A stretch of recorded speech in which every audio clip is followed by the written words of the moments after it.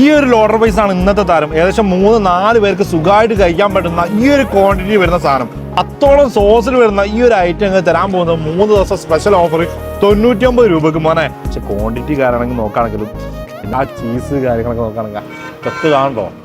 അടുത്തതൊരു കോംബോ ആണ്. Singer burger. ഇതാ നല്ല രീതിയിൽ ഫില്ലിങ് വരുന്നുണ്ട്, ഒരു വലിയൊരു ലൈവ്.